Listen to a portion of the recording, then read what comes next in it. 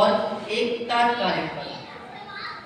तात्कालिक पल वो होते हैं जो पल किसी व्यक्ति विशेष के द्वारा निर्माण किए गए हैं, जैसे कि महावीर जयंती, रक्षाबंधन, दीपावली आदि पर।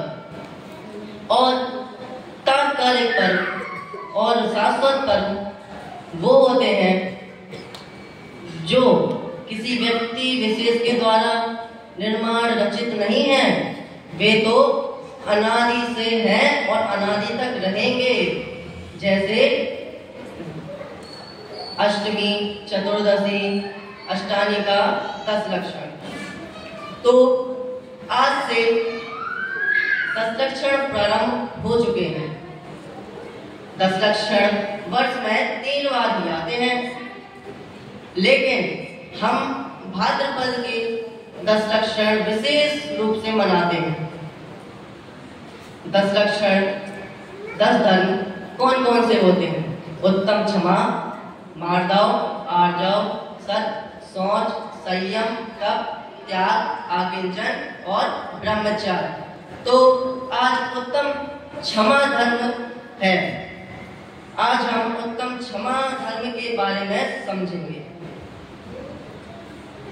तो क्षमा आत्मा का स्वभाव है, अतः वह तो धर्म है ही, साथ ही क्षमा स्वभावी आत्मा के आश्रय से उत्पन्न होने वाली क्षमा भाव रूप स्वभाव पर्याय भी धर्म है।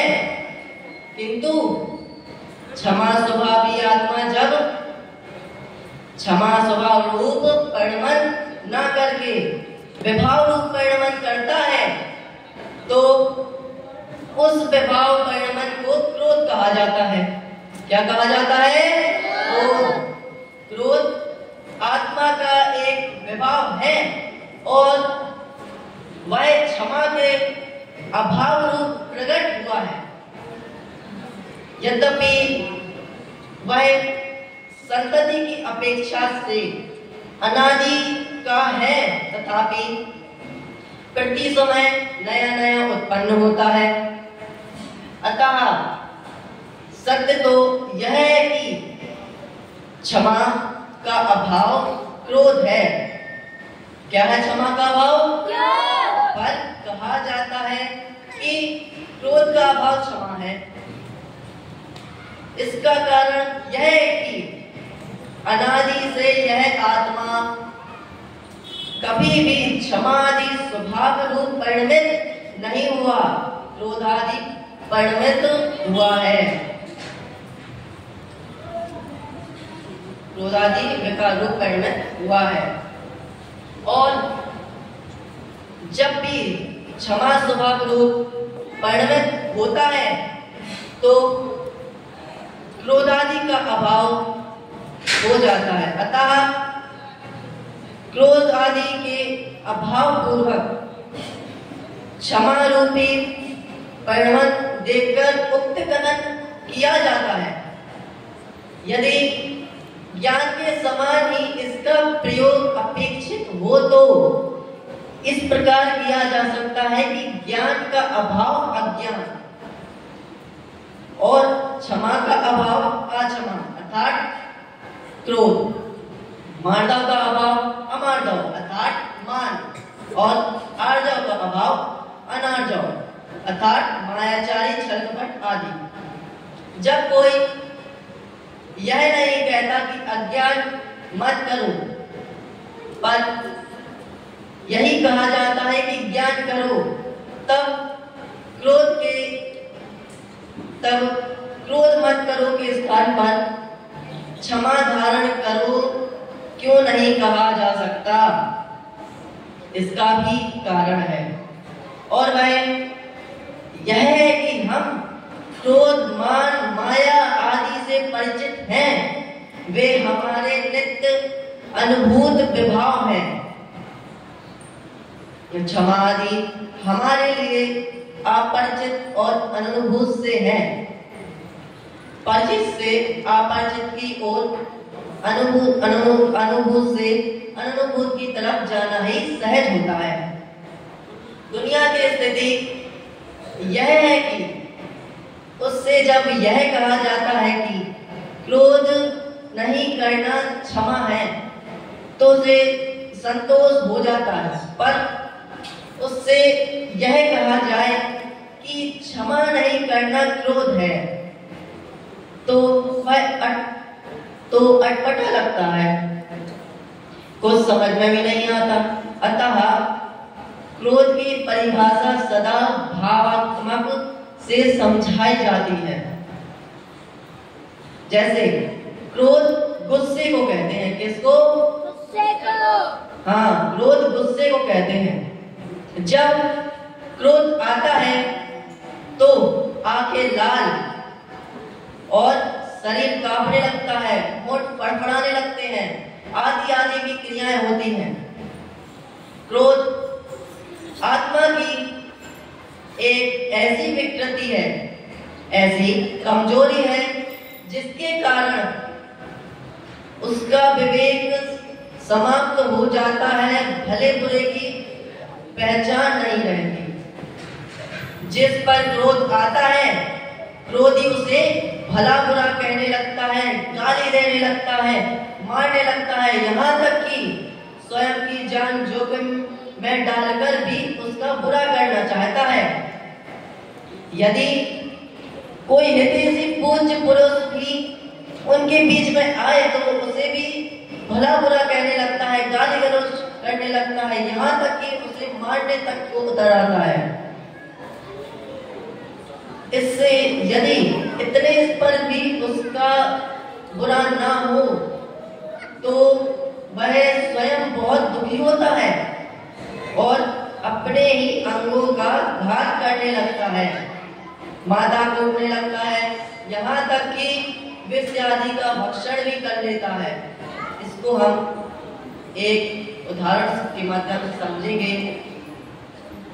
एक बालक था, वह बहुत हट्टी था, तो वह जरा जरा सी चीजों पर झगड़ता रहता था, अपने भाई बहन से झगड़ता रहता था और उसे सब लोग बहुत समझाते, लेकिन वह समझता ही नहीं था। तो एक बार उसकी माँ ने सब लड्डू बनाए, तो उस माँ ने सभी बच्चों को लड्डू बराबर बांट दिए। सभी बच्चे प्रसन्नता से लड्डू खाने लगे। तो तभी वह हट्टी वाला बोला कि मेरा लड्डू छोटा है, मुझे तो बड़ा लड्डू चाहिए। तब तक सभी बच्चे अपना लड्डू खा चुके थे, वरना बदल भी सकते थे। तो उसने वह क्रोध में आकर उसने अपना लड्डू फेंक दिया और एक कोने में जाकर लेट गया। फिर उसने दिन भर से खाना भी नहीं खाया, सबने बहुत मनाया, लेकिन तो भी नहीं माना वो। फिर तभी कोने में एक बिच्छू आ गया और उस हड्डी वाला को काट लिया। उसको अपने किए का फल मिल गया और एक तो उसने उसको लड्डू भी नहीं मिला और खाना भी नहीं खाया और बिच्छू ने काट लिया अलग। इसलिए कहते हैं कि हमें क्रोध नहीं करना चाहिए। लोक में जितनी भी हत्याएं होती हैं और आत्महत्याएं होती हैं, उनमें से अधिकांश क्रोधावेश में ही होती हैं।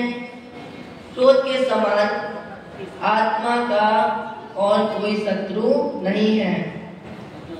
जैसे कि आज के समय में सुसाइड बहुत हो रहे हैं, इसका कारण क्रोध है। जैसे एक व्यक्ति है, उसकी नौकरी नहीं लगी, वह छोटे मोटे काम करके कुछ पैसे तो कमा लेता और फिर वह घर में ही रहता, जिससे उसके मोहल्ले वाले उसे बहुत ताना देते, तो यहाँ तक कि उसके घर वाले भी उसे ताना देते, जिससे उसे बहुत दुख होता और क्रोध भी आता था और फिर वह डिप्रेशन में जाकर सुसाइड कर लेता। क्रोधांत व्यक्ति क्या क्या नहीं कर डालता। जैसे सारी दुनिया में मनुष्यों द्वारा जितना भी विनाश होता देखा जाता है, उसके मूल में क्रोध आदि विभाव ही देखे जाते हैं। जैसे द्वारका जैसी पूर्ण विकसित और संपन्न नगरी का विनाश दीपायन मुनि के क्रोध के कारण हुआ था। क्रोध के कारण सैकड़ों घर परिवार टूट गए, टूटे देखे जा सकते हैं। अधिक क्या कहें, जगत में जो कुछ भी बुरा नजर आता है वह तो सब क्रोध आदि विकारों का ही परिणाम है। कहा भी है, क्रोधो दयाद भवति कस्य कार्य हानि, कस्य न कार्य हानि। क्रोध के उदय में किसी कार्य हानि नहीं होती, अर्थात सबकी हानि होती है। जैसे कि आप किसी टीचर ने आपको वर्क दिया, अब वो आप वर्क कर रहे हैं, आपके किसी भाई बहन ने आपको परेशान किया, तो आपको क्रोध आएगा कि मुझे परेशान मत करो, मैं अभी वर्क कर रहा हूँ, आप बहुत क्रोधित होगे, तो वह आपका क्रोध देखकर तो भाग जाएगा। फिर आप सोचोगे कि अब की बार कोई आया तो मैं उसे छोड़ूंगा नहीं, तो आप ऐसे विचार कर करके और अंदर से क्रोध बढ़ाते जाओगे, तो आप जो भी लिखोगे उसकी हैंडराइटिंग अच्छी नहीं आएगी, गलत लिखोगे, शुद्ध नहीं लिख पाओगे, बहुत सारी गलतियां भी होगी। इसलिए कहते हैं कि क्रोध से किसी का लाभ नहीं होता, सबकी हानि ही होती है। हिंदी साहित्य के प्रसिद्ध विद्वान आचार्य रामचंद्र शुक्ल ने अपने क्रोध नामक निबंध में इसका अच्छा विश्लेषण किया है। क्रोध का एक खतरनाक रूप है भय। भय क्रोध से भी खतरनाक मानोविकार है। वह क्रोध का ही विकृत रूप है। वह क्रोध का आचार्य मुरब्बा शाही है। क्रोध के अवशेष में हम तत्काल बदला लेने की सोचते हैं, तत्काल बदला लेने की सोचते हैं, सोचते हैं ही क्या, हम तत्काल बदला लेने लगते हैं। जैसे शत्रु समझते हैं, जिसे शत्रु समझते हैं, क्रोधावेश में उसे भला बुरा कहने लगते हैं, मारने लगते हैं। पर जब हम तत्काल कोई प्रतिक्रिया व्यक्त ना कर मन में ही उसे प्रति क्रोध को इस भाव से दबा लेते हैं कि अभी मौका ठीक नहीं, अब हम प्रतिक्रमण करने से हमें हानि हो सकती है। शत्रु प्रबल है, मौका लगने पर बदला लेंगे, तब बहुत क्रोध बैल का रूप धारण कर लेते हैं और वर्षों दबा रहता है, वर्षों दबा रहता है तथा समय अपने पर प्रकट हो जाता है।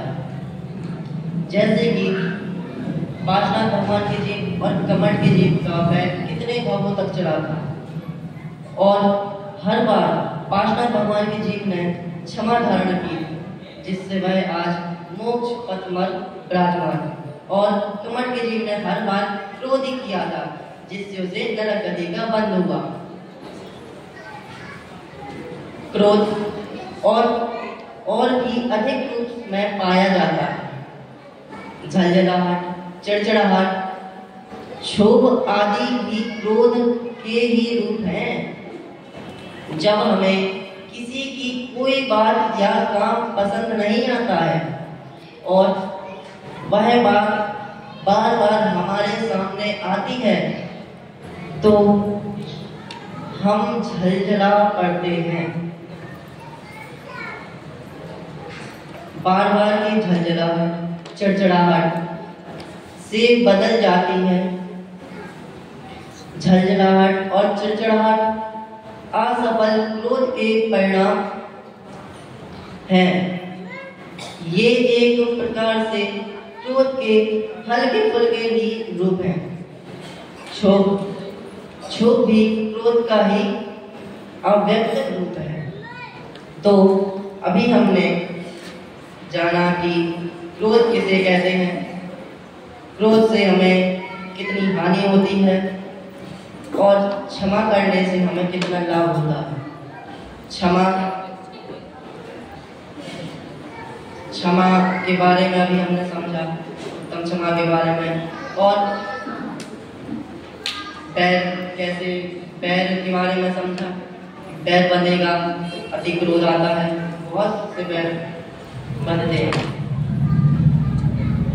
तो अभी तो इसी प्रकार हम भी उत्तम क्षमा को ग्रहण करें, अर्थात उत्तम क्षमा को अंतर में लाएं, प्रकट करें और शीघ्र मोक्ष पथ को प्राप्त करें। इसी मंगल भावना से मैं अपनी बड़ाई को